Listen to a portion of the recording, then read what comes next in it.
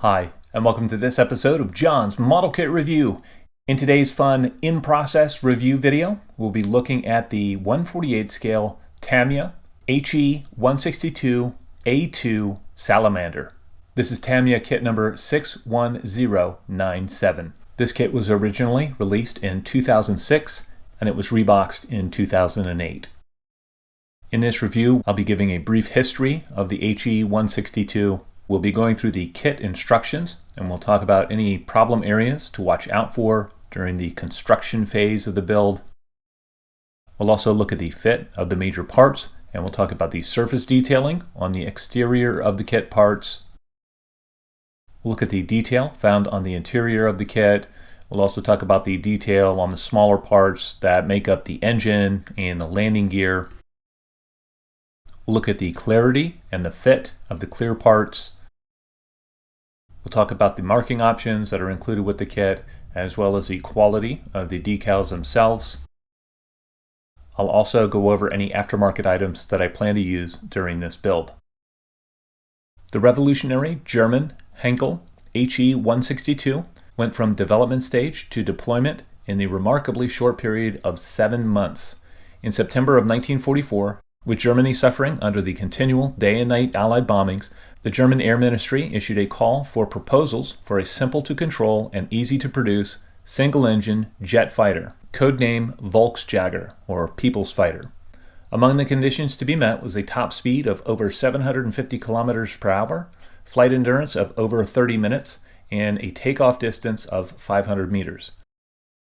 Heinkel's P1703 proposal was chosen because it promised an easily mass-producible jet that could be constructed in a relatively short time.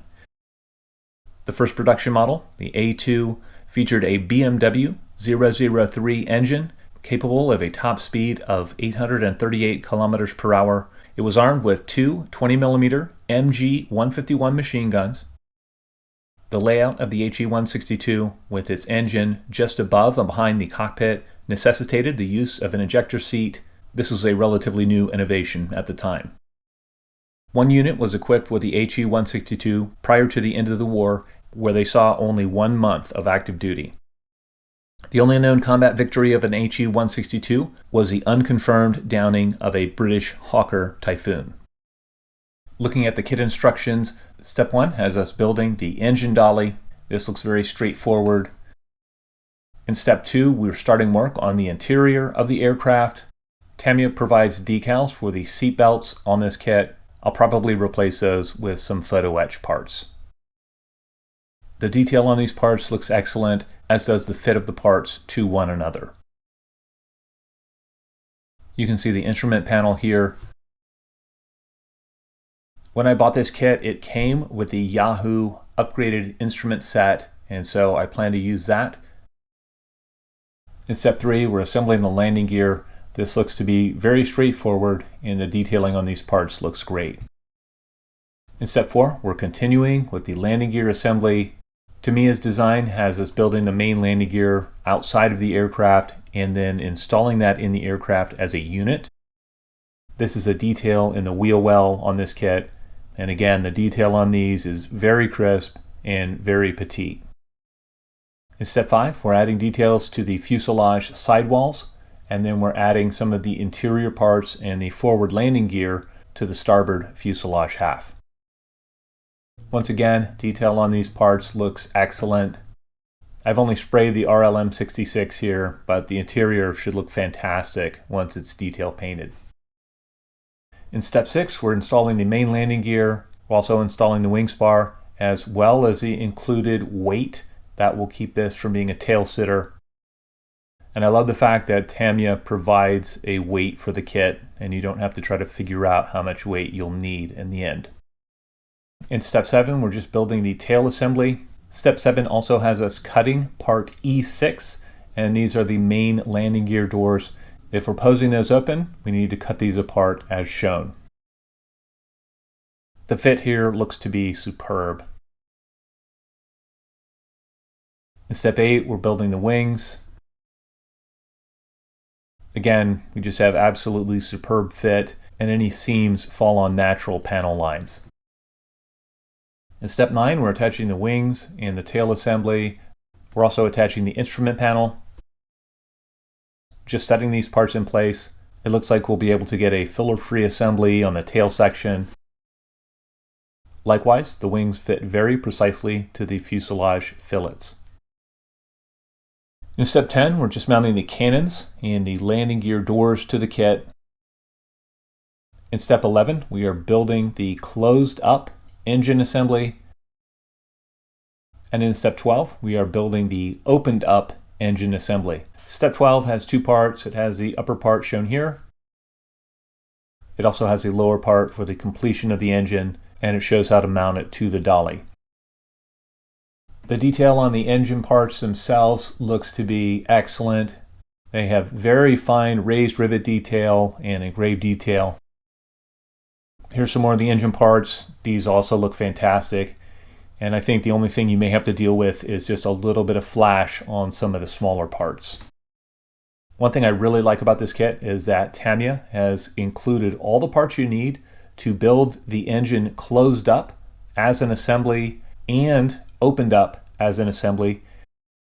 The way these parts are designed is in two sub-assemblies, and once these are completed, you can display the kit with the engine closed up, and then you can pull that off and actually display the kit with the engine opened up. And I think that's really a neat feature. I love the fact that Tamiya doesn't make you choose one way or the other, and they really provide all the parts you need to display the kit as you wish. In step 13, we're adding the clear parts to the kit.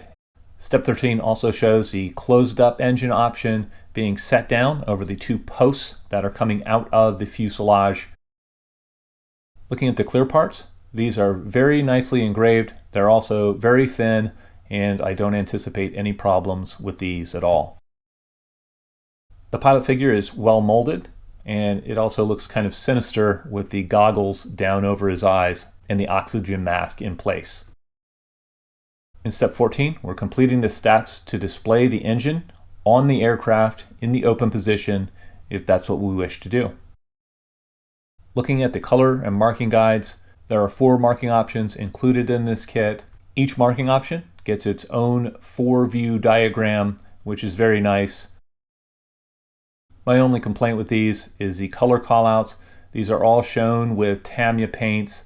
I would love it if Tamiya would include the RLM color callouts as well.